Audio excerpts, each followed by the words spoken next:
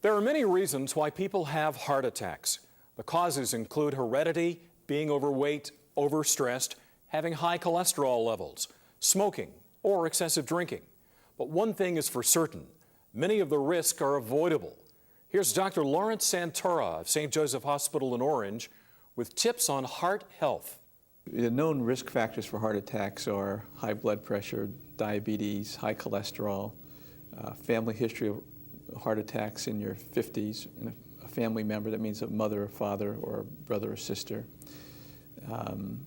cigarette smoking, obesity, sedentary lifestyle. We've realized, though, that there's some additional risk factors that have been identified.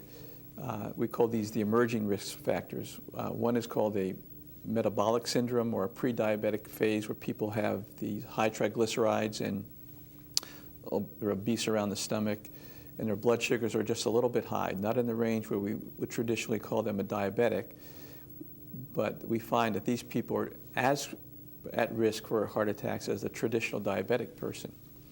We've also found that there's some other risk factors, like perhaps homocysteine, which is a breakdown of a protein in your body that may cause plaque formation.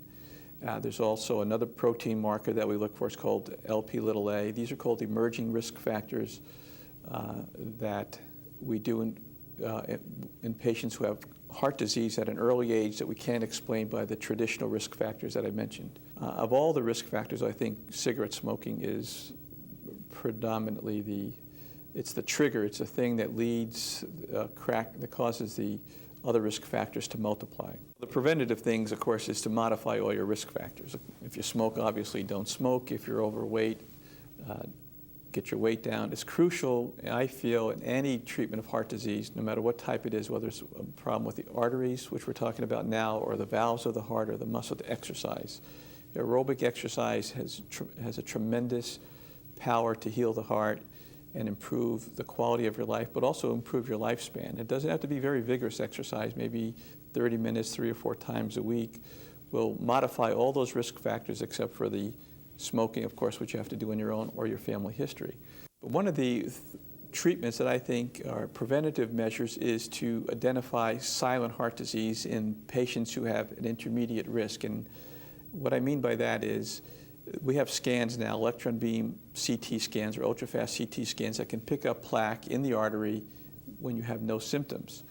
And if you have a scan of your heart, they're called coronary calcium scans, meaning that if the coronary arteries have calcium in it, that means they have atherosclerosis or plaque.